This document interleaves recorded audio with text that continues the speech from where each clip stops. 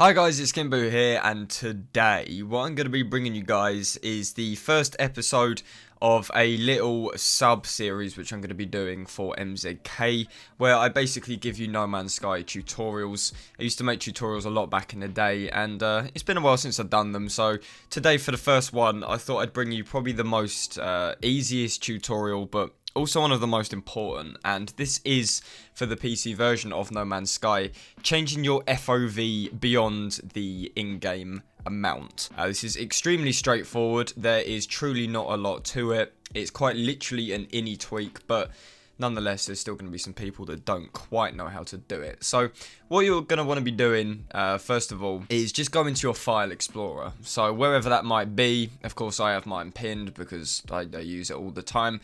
But you want to locate the hard drive where you install your games to. So I'm going off Steam because I think a lot of people have No Man's Sky on Steam. Not a lot of people have it, physical copies, things like that. And all my Steam games are located on my SSD, and my SSD is my local disk.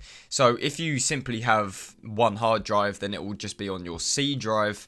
But if you have multiple hard drives like myself, quite simply go to the hard drive where your games are installed. In my case, this is simply my C drive. So what you want to do is locate your Steam apps folder. So to do this, you want to go to Program Files times 86. You want to scroll down near enough to the bottom, and there'll be a folder called Steam. Double click that, and there'll be one again near the bottom of the folders called Steam Apps. You can crack this open, and the top folder up here is quite simply called Common. Now, once you go into this one, this is where all of your games on Steam, or depending where enough you installed them to, are stored. So as you can see here, I have 4 games on my SSD, the rest are on my E drive. But No Man's Sky is here, so you want to crack open No Man's Sky. And if you've done modding before, this is basically the same process, but instead of going into game data and then PC Banks mods, things like that, you just want to stick around here for a bit and actually hop into the binaries folder. Now, this is where you do stuff like reshaders, and I'll make, other tutorials on that. But for now, all you want to do is hop into the settings folder, and you'll be presented with 3 text files. These top 2 here, you can ignore. You don't need these. All you need is the graphic settings ones. Now, 2 things in order to get this to work. First of all, you want to right click on it, go to properties, and make sure that read only is unticked. If it's set to read only, you won't be able to edit it, you won't be able to save it, all of your changes will be lost. So really do make sure that this is unchecked. We will be unchecking it later, but when you want to edit it, always make sure it's off whenever you want to edit anything, because otherwise it will not let you. So what you want to do is open this this file here in something like Notepad. Notepad's the easiest. It's on Windows 10, so I would go with that. Once you've opened it in Notepad for a single time, usually you don't have to go open with. They kind of remember it and you can just crack it open.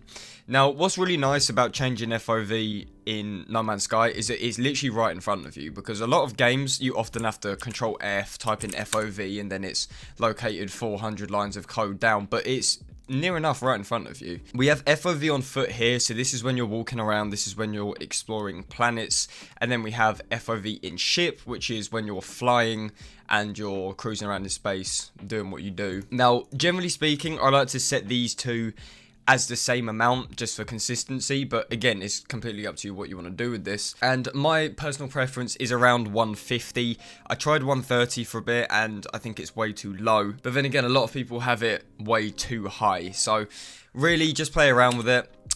Where it says the value, as you can see here, it's written in little quotation marks. All you want to do is just change whatever this value is to what you want. So by default it'll be 100, just swap the 0 with a 5, something like that. Do the same here, simple as. And then once you've figured out what you want, and this might take a bit of trial and error, but once you have got it, all you want to do is just go file, save, and that will save it. You can close that down, and once you have done this, what is very important is that I mentioned the read only thing before. You want to right click again, go to properties, and check read only. This means that the game doesn't change it back to default. It stays like what you said. If you try and edit it now, and you go to save, it won't let you. You have to save as. So that's how it works. That's how read-only works, at least. And that is extremely useful to know. But once you've done that, that is quite simply it. You can now launch the game, and the game's in-game FOV will still say it's 100. It won't actually change because the game doesn't want to show anything above 100, but it's like that. If you change graphic settings though, it will reset to the game's FOV. It won't reset to the innie's FOV. So if you change the texture settings and apply it, it will apply the old FOV, so you'll have to do this again. Kind of annoying, but this is why you sort of get the graphic settings out of the way before you piss around with the FOV. But nonetheless, that's about all we have for today. Thank you very much for watching. Hopefully this helped. If it did help, then please do feel free to leave a like on the video. Thank you very much for watching, and I will see you guys on my next video. This is SkintBoot, signing out.